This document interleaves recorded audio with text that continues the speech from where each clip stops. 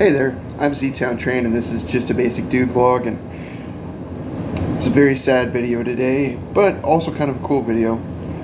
Today we're talking about the death of my Buck 715. This was a rock solid knife for many years.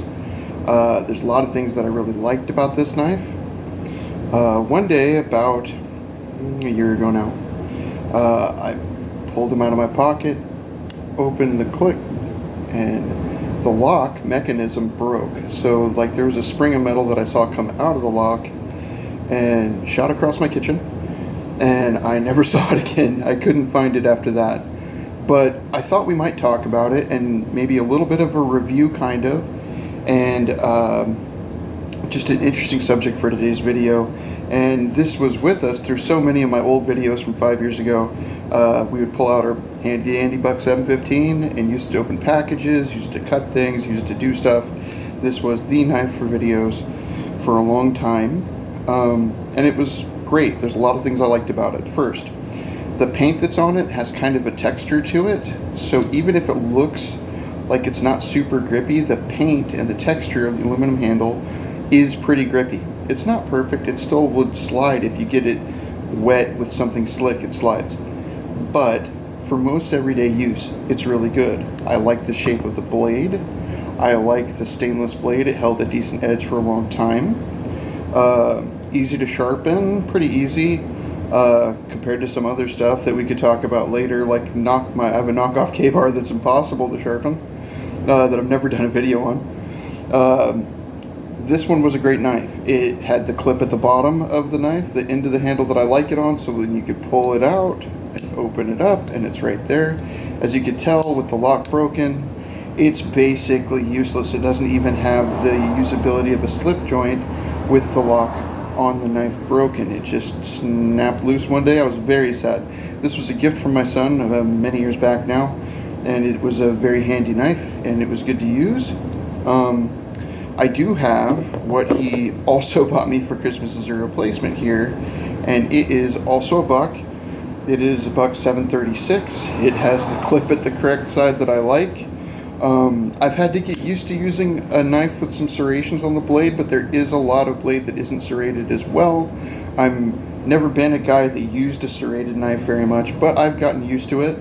This used to have blue paint right here, but living in a very humid climate, that blue paint came right off. Like, it didn't make it 3 days before the blue paint was absolutely gone. But the rest of this is great. It's got the same texture, it's got the same thinness for your pocket. It's still just a great knife, the Buck 736. Now, okay.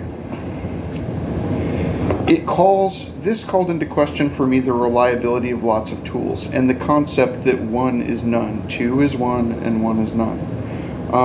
I carried this for many years. I don't carry two pocket knives on me. When I go camping or something like that, I have a lot of different tools that I can call on at my disposal, but this one was the one that I always had in my pocket and used, and I always keep a pocket knife on me. There's a story about that we'll talk about later on someday. And it's a funny story, it's not a sad story or weird. But it taught me that there is truth to the concept that two is one and one is none, because if this had broken and it was the only knife that I had on me at the time, which it was, but that, you know, if I was doing something else, if I was somewhere else doing something important and this had broken this way, it's hard to use now. Like, you have to like hold your thumb here. It's just going to slide back on you no matter what you do, and that is dangerous. It's a dangerous situation no matter what you're doing, let alone, you know, if you're trying to rely on this somewhere where you need it and you can't get to another tool. I know there's some glare off my glasses, but we're just gonna have to deal with that. I haven't figured out everything about where I'm gonna do videos and stuff, and to be honest, this channel's never really been about cosmetics. I don't really care about pretty. I care about how good something works and about how you can use it. Now, this one over the past year has gained a couple of issues. You'll notice that when it's closed and not locked, that there's some wobble in these screws right here. But tonight I am going to take a little driver and put those screws back in and see if I can tighten that up a little bit without messing the knife up. And we'll talk about that in another video. This will be the 736 will be what we use to open packages from now on. I'm curious to find a good name for the 736. The 715 has always been the handy dandy buck 715. So I'm gonna have to find some kind of silly way to refer to this one, because I'm gonna retire handy dandy with the 715. Also, a lot of people are gonna say, well, it's a buck, they're cheap knives, of course it broke. I mean, that's valid. I mean, you know, I guess the more that you spend on something, sometimes the better it is. But this was really handy for 5 or 6 years, for like a long time, like 6, 7 years even maybe.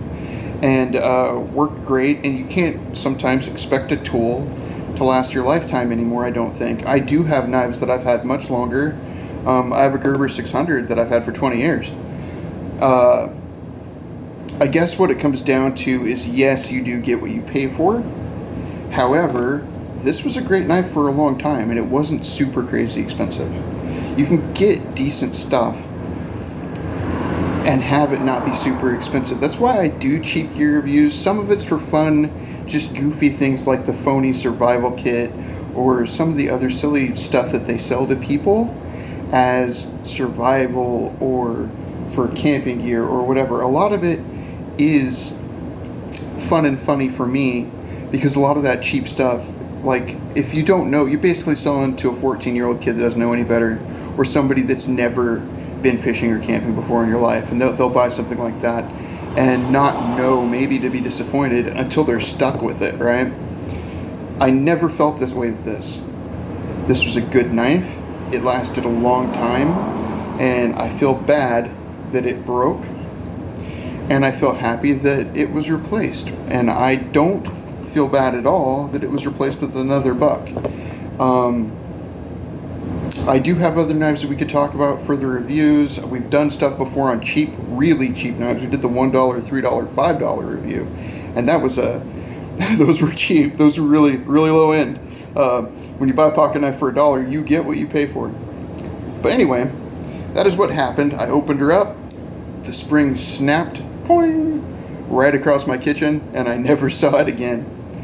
Anyway, the handy dandy buck 715. If you guys want, you can, this is hilarious. I'm going to throw a call of action into my video, which YouTubers do, which I generally don't do, the put this in my comment section thing, because they're trying to get you to talk to their video so that they're more popular. And I know this, I watch YouTube. But if you want, and you don't have to, throw in the comments what the 736 is going to be. We had the handy dandy buck 715. What is the 736? It can't be handy dandy, but it's got to be something. Hey, I am Z-Town Train.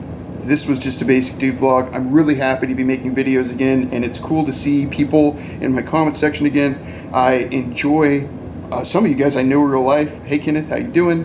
Some of you guys I don't. Sergeant Doc, you seem cool, and thanks for coming back.